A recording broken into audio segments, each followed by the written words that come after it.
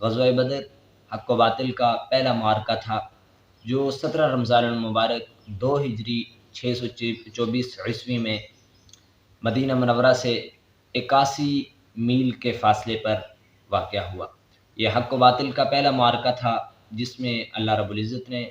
مسلمانوں کو اور اہل حق کو کامیابی سے سرشار فرمایا،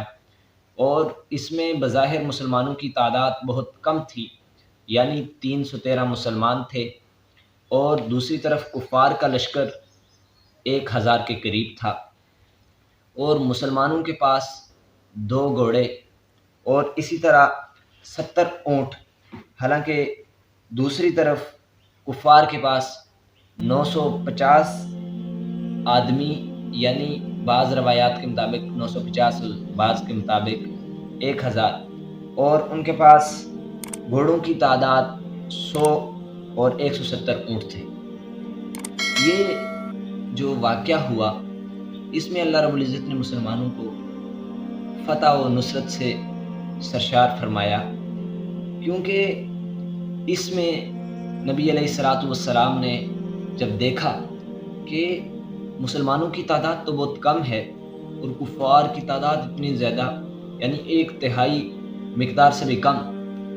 تو نبی علیہ الصلوۃ والسلام نے اللہ رب العزت سے دعا فرمائی کہ اے اللہ اپنی اس نصرت کو بھیج دے جس کا تو نے وعدہ فرمایا تھا۔ پھر اللہ رب العزت نے 1000 فرشتوں سے مسلمانوں کی نصرت فرمائی، اور پھر مسلمان کفار پر غالب آ گئے اور ان سے وہ جنگ بآسانی جیت گئے۔ دیکھیے، اسلام امن و امان، پیار اور محبت کا درس دیتا ہے، لیکن یہاں پر ایک سمجھنے کی بات ہے کہ جب بھی کفر سر چڑھ کر بول رہا ہو تو اس وقت میدان میں نکل کر اسلام کی حفاظت کرنا، دین کو پھیلانا،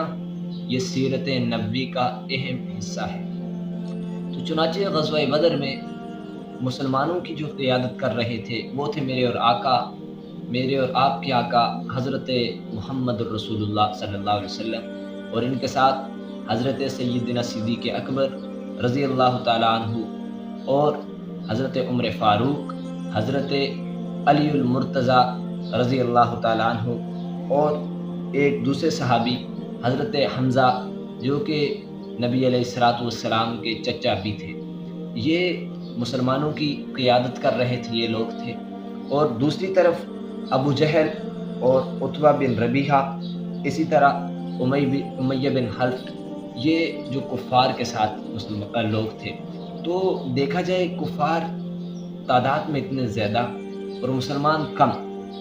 لیکن پھر بھی مسلمانوں کو اللہ رب العزت نے فتح اور نصرت سے نوازا۔ سب سے پہلی بات تو یہ تھی کہ اس میں نصرت الہی تھی، یعنی اللہ رب العزت کی طرف سے مسلمانوں کو نصرت اور کامیابی سے نوازا گیا تھا، اور وہ تھا فرشتوں کی صورت میں۔ دوسری بات یہ تھی کہ مسلمانوں کا جو نظام تھا وہ ایک منظم نظام تھا، اور وہ نظام اس لیے منظم تھا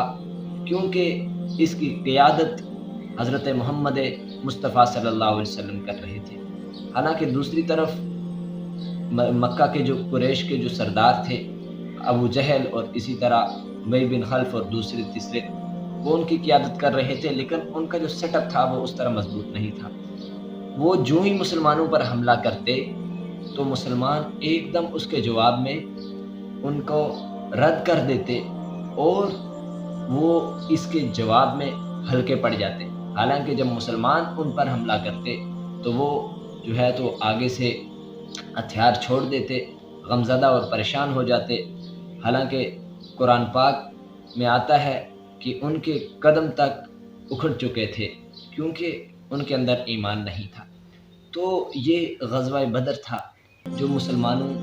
کا کفر کے ساتھ پہلا معرکہ تھا۔ یہ مسلمانوں کو یہ درس اور سبق دیتا ہے کہ جب کچھ بھی نہ ہو، کوئی بھی اسباب نظر نہ آ رہے ہوں، کسی بھی طرف سے کوئی بھی سبب آپ کی آنکھوں میں اور آپ کی نظروں میں نہ ہو، تو اس وقت اللہ رب العزت پر یقین کرنا، اسی کو غیب پر ایمان لانا کہتے ہیں۔ اگر آج بھی مسلمان اس اللہ رب العزت کے حکم اور میرے اور آپ کے آقا جناب رسول اللہ صلی اللہ علیہ وسلم کی جو زندگی تھی اور ان کی سیرت تھی اور ان کے سیرت کے ایک ایک پہلو اور صحابہ کرام رضی اللہ تعالیٰ علیہ اجمعین کی زندگی کو پڑھ کر اس پر عمل کرنے کی اگر آج بھی ہم کوشش کریں تو یقیناً کامیابی ہمارے قدم ضرور چومے گی۔ اگر ہم ایسا نہیں کریں گے تو پھر یقیناً کیا ہوگا، ہمیں ناکامی سے ہمکنار ہونا ہوگا۔